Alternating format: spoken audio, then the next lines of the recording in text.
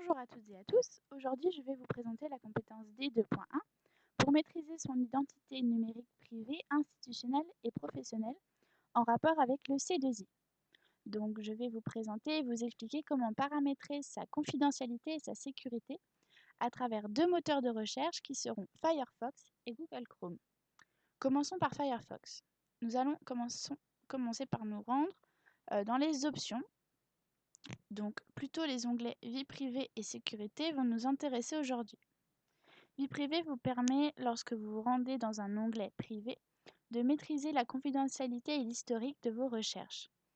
Vous pouvez décider de conserver ou de ne pas conserver l'historique de ces recherches, notamment pour protéger, je pense, aux sites bancaires quand vous rentrez vos identifiants bancaires tels que les numéros de carte bleue ou des sites où vous rentrez votre adresse ou votre numéro de téléphone.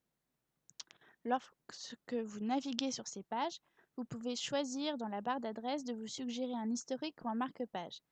Le marque-page est lorsque vous enregistrez une page comme ceci dans vos favoris.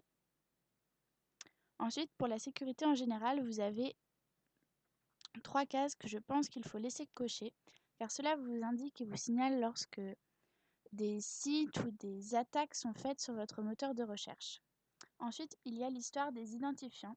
Et l'enregistrement des identifiants, c'est lorsque, par exemple, vous vous rendez sur Facebook ou sur votre boîte mail et que vous n'avez pas besoin de remettre votre mot de passe à chaque session car votre mot de passe a été enregistré.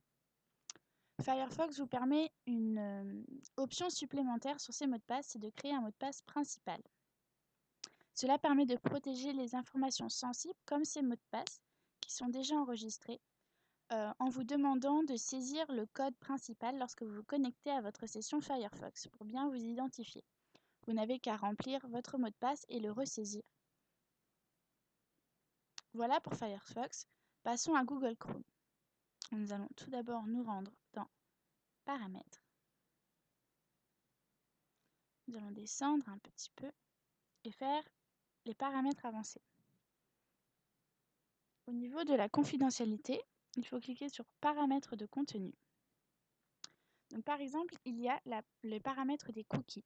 Les cookies sont des bases de données utilisées par les sites pour savoir où vous vous rendez, sur quel site et quel est l'objet que vous voulez acheter pour vous suggérer des nouvelles pages. Vous pouvez les autoriser mais également les bloquer en même temps pour éviter que ce soit trop intrusif. Ensuite, je vous conseille pour les fenêtres pop-up de bien les interdire car les pop-up sont des pages intempestives qui apparaissent sur votre ordinateur qui peuvent parfois être à caractère gênante. Ensuite, il y a les paramètres de micro et d'appareil photo. Je vous conseille de toujours laisser la case Me demander lorsqu'un site demande l'accès à, car cela évite que vous soyez hacké au niveau de votre micro ou votre appareil photo. Ensuite, il y a comme pour Firefox, les paramètres des mots de passe. Donc vous pouvez, comme sur Firefox et les autres moteurs de recherche, enregistrer vos mots de passe, mais ici sur Google Chrome, vous pouvez les gérer tous en même temps si vous cliquez ici. Je ne vais pas cliquer sinon vous allez voir mes mots de passe. Gérer en même temps tous vos mots de passe pour tous les sites sur lesquels vous avez enregistré et donc savoir là où vos mots de passe ont été enregistrés. J'espère qu'avec ces quelques indications, vous allez pouvoir à présent réussir à gérer vos mots de passe à travers ces deux différents moteurs de recherche.